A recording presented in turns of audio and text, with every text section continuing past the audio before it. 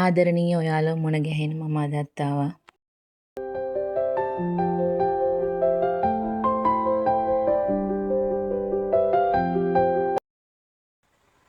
ගිය පාර හැදුණු මල් පොහොට්ටුව රිලව් කඩාගෙන ගිය නිසා මම මේ පාර වේලාසනින්ම මල් පොහොට්ටුව කඩාගත්තා පූජා කරන්න ඕන නිසා. මගේ channel එකට අලුතෙන් එකතු වුණු යාළුවෝ හැමෝටම ගොඩක්ම ස්තුතියි. ඒ වගේම අද වීඩියෝ එක බලන ඔයාලටත් මාත් එක්ක එකතු වෙන්න කියලා ආරාධනා කරනවා.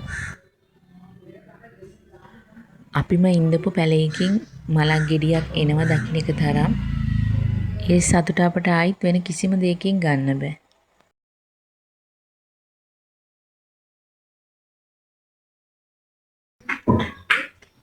කුරුල්ලන්ගේ හඬත් මල්වල ලස්සනත් බල බල ඉන්න තමයි මම ගොඩක්ම ආස.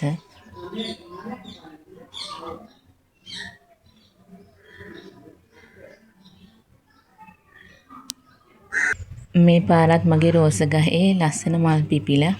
ඉතින් බලන්නකෝ මේවයි ලස්සන.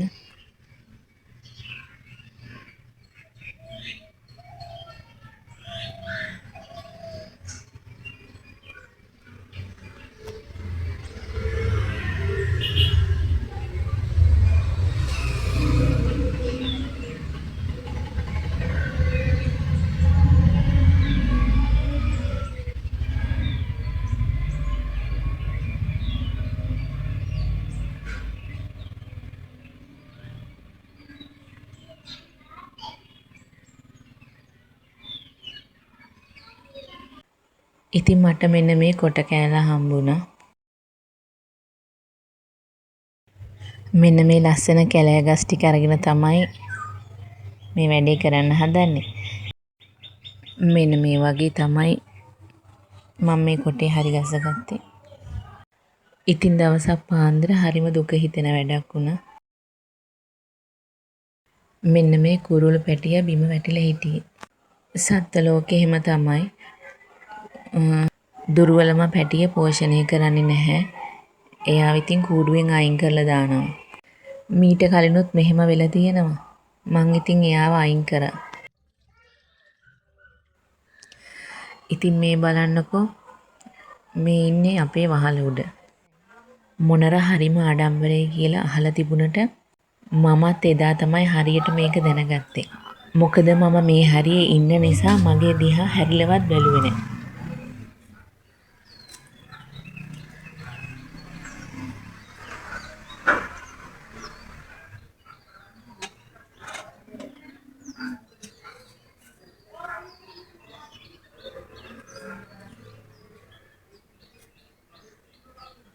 ඔන්න ඉතින් ටික වෙලාවකට පස්සේ මං කුරුල්ලන්ට කෑම දාන තැනට ඇවිල්ලා හිටියා. බොහොම කලාතුරකින් තමයි මෙහෙම දකින්නේ. අපේ ගමේ හිටියේ නැහැ. දැනට අවුරුදු 3-4ක කාලයක් තිස්සේ තමයි මේ පැත්තේ ඉන්නේ. ඉස්සර නම් මොනර දැක්කේ කතරගම ගියාම. එහෙමත් නැත්නම් කුඹුරු තියෙන පැත්තකටම යන්න වෙනවා. එහෙම ගියොත් තමයි මොනරෙක් දකින්නේ කලාතුරකින්.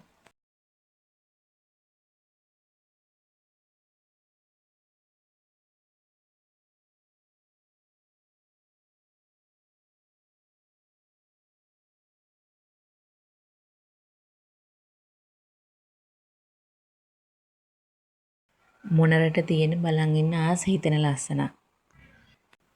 මට නම් හිතෙන්නේ මොනරගේ ඇඟේ පාට 5කට වැඩිය ඇති කියලා. මම නම් දන්නේ නැහැ. දන්න කෙනෙක් ඉන්නවනම් කමෙන්ට් එකක් දාන්නකෝ බලන්න. මේ අපේ ගේ පිටිපැත්තේ ඉබේ හැදුණු කරවිල වැලක්. ඒකෙත් දැන් ගෙඩි හැදිලා.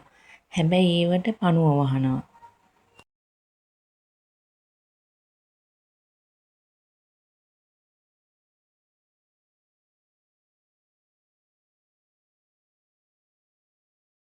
හරිම සරුවට නම් ගහ හැදිලා තියෙන්නේ. ගෙඩිත් ඒ වගේම තියෙනවා.